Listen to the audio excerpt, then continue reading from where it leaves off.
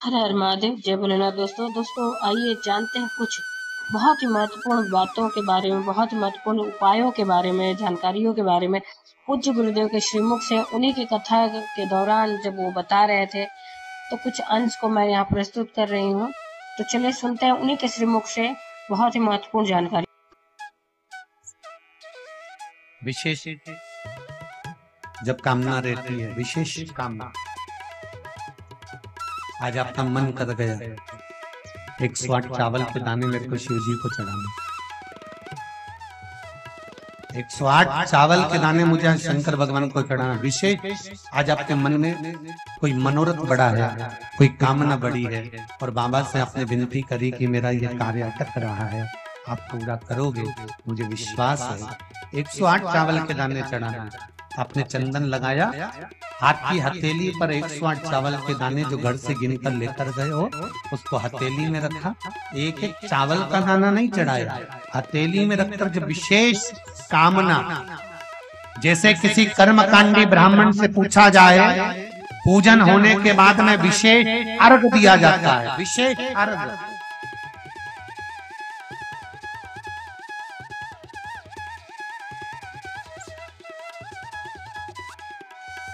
उसी तरह विशेष कामना कटता ही नहीं है, दुख कट ही नहीं रहा।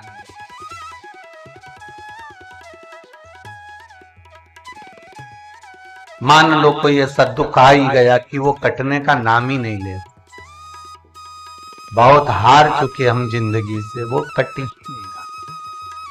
थोड़ा ठीक होता फिर दुख आता, फिर ठीक होता फिर दुख आता। तो शिव और शक्ति का स्मरण। बेलपत्री के पेड़ के नीचे जब भी घी का दिया लगाने जाओ तो 2 बाती एक ही दिए के अंदर, एक चावल का दाना उसमें डालकर अपनी कामना कर फिर जलाओ। 3 या 4 सोमवार करके देख लो क्या जा रहा है। अगर मान लो कोई दुख ऐसा है कि वो कटने का नाम ही नहीं ले रहा है, कट ही नहीं रहा है, कभी कुछ तकलीफ, कभी कुछ, बाबा का, शिव और सती का, शिव और पार्वती का, शिव शक्ति का, शिव अन्नपूर्णा का स्मरण कर लगाओ। जैसे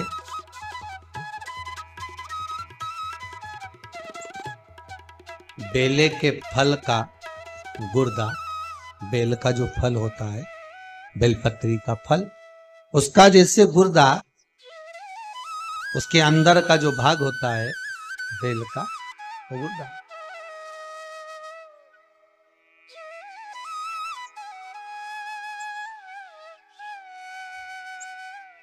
उसको अग्नि में जलाकर उसकी भस्म तैयार कर छान कर जब आपके यहां विद्वान ब्राह्मण शिव जी का अभिषेक कराते हैं, पूजन कराते हैं, तो उसमें लिखते हैं पूजन के साहित्य में, बेलपत्री, धतूरा, दुर्वा, ये उसमें नीचे लिखेंगे भस्म। लिखते कि नहीं लिखते? लिखते हैं ना, भस्म अभिषेक में चाहिए रहते हैं। तब उस भस्म का थोड़ा सा भी भाग आप अगर शिव को समर्पित कर रहे हो तो ये जान लें कि शंकर मनवांछित फल प्रदान कर रहे हैं। शिव फल प्रदान।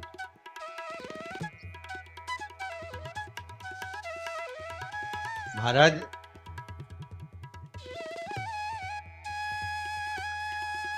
बेलपत्री के वृक्ष के नीचे बैठकर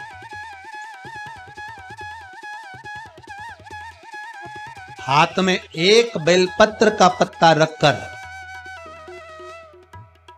आप पंचाक्षर मंत्र नमः शिवाय, ओम नमः शिवाय या श्री शिवाय नमस्तुभ्यम या महामृत्युंजय मंत्र का स्मरण कर रहे हो, पर डंडी का भाग अपनी ओर, बेलपत्र की बीच वाली पत्ती का भाग बीच वाली उंगली की ओर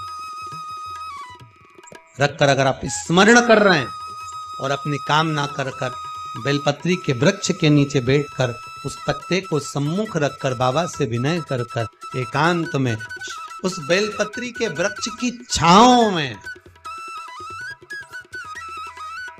बेलपत्री के वृक्ष की छांव आप कामना कर कर उस पत्ते को शंकर भगवान के ऊपर समर्पित कर रहे हैं, तो ये जान कर रखें कि पार्वती और शिव का मिलन करवा रहे हैं और अपनी मनवांछित फल कामना पूर्ण करवा रहे हैं। क्योंकि शिव और पार्वती का जब मिलन होता है, शंकर पार्वती जब एक दूसरे के सम्मुख में होते हैं, शिव और पार्वती जब एक दूसरे के सामने अपने बच्चों के कारण एक दूसरे के सम्मुख में आते हैं, तो उनके चेहरे पर प्रसन्नता का भाव आता है। फल, मनवांछित फल की कामना आप जिस कामना के लिए कर रहे हैं, विवाह के लिए, नौकरी के लिए, सर्विस के लिए, व्यापार के लिए, रोग मुक्ति के लिए, आप जिस कामना से कर रहे हैं, बस उससे कहा था। कभी सोमवार का दिन हो, क्योंकि शंकर जी को सोम प्रिय है, सोमवार का दिन, चंद्र का वार शिव जी को प्रिय, शिव जी को प्रिय है। दुकान पर 24 घंटे बैठो तो व्यापार नहीं होता, घर में लक्ष्मी नहीं टिक रही हो, पैसा नहीं आ रहा हो, तो बड़ के पेड़ के नीचे, पीपल के पत्ते के ऊपर, बड़ के पेड़ के नीचे की मिट्टी को गीला कर कर पीपल के पान पर, पीपल के पत्ते पर एक शंकर जी के शिवलिंग का निर्माण करो। क्या बनाना है? शंकर भगवान का शिवलिंग। शिवलिंग बनाकर उसकी बटकेश्वर महादेव के नाम से पूजन करो। 7 बार कच्चा दही चढ़ा दीजिए। उस दही को थोड़ा सा चम्मच में उठा लीजिए। उस दही को लाकर जहां तुम्हारा व्यापार है, जहां तुम कमाने के लिए बैठते हो, दुकान पर बैठते हो, उस दुकान पर उस दही से स्वस्तिक बना दीजिए। और इस पीपल के पत्ते पर जो बटकेश्वर महादेव का तुमने निर्माण करा है, इसको ले जाकर विसर्जन कर दीजिए। आपकी दुकान 3 महीने के अंदर धड़ाके से चलना प्रारंभ हो जाएगी। लक्ष्मी की कभी कमी नहीं आएगी। ये बटकेश्वर महादेव का पूजन। कौन से महादेव है? जम के बोलिए, बटकेश्वर। स्कंद पुराण कहती है, जिस व्यक्ति पर कर्जा बहुत ज्यादा मात्रा में हो जाता है और कर्जा चूकता नहीं है, आप बहुत प्रयास कर लिए, करोड़ों रुपए का कर्जा हो गया, यहाँ से लिया वहां दिया, वहां से उठाया वहां दिया, वहां से उठाया वहां दिया, तो निवेदन है, कभी मौका लगे, कर्जा मुक्ति के लिए सारे वृक्षों में अगर कोई श्रेष्ठ वृक्ष माना गया है तो वो बट का वृक्ष माना गया महाराज। इसलिए प्रशासनिक कार्य के लिए, मानसिक टेंशन में, परेशानियों में बटकेश्वर महादेव का स्मरण किया जाए। और यदि निवेदन करूंगा बहुत ज्यादा, यदि आपको कर्जा हो गया है, बहुत ज्यादा कर्जा हो गया और वो कर्जा चूक ही नहीं रहा, तो थोड़े दिन बड़ के पेड़ के नीचे आप बटकेश्वर महादेव के लिए 1 लोटा पानी, उसमें थोड़ा सा पिसा हुआ चावल पीस के गला लेना, चावल को और पीस लेना, पीस के उस पानी में मिला लेना और मिलाकर उसमें थोड़ी सी हल्दी पिसी हुई डालकर बटकेश्वर महादेव के नाम से बड़ के पेड़ के नीचे अपनी कामना कर कर जो कर्जा हुआ है उस कर्जे का भान देते हुए, स्मरण देते हुए छोड़ दें। महाराज 2 या 3 सोमवार एक ही जगह पर करना।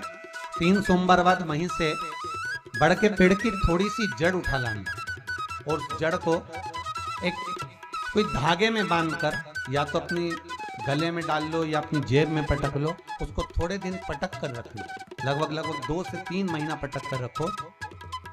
वो जड़ जैसे बड़ का पेड़ विस्तार होता है, पानी गिरे ना गिरे, जल वृष्टि हो ना हो, गर्मी पड़े ना पड़े, उसको कोई तो उम्मीद करते हैं जानकारी आपको अच्छी और उपयोगी लगी होगी। अगर अच्छी और उपयोगी लगी तो एक लाइक छोटा सा अवश्य करिए।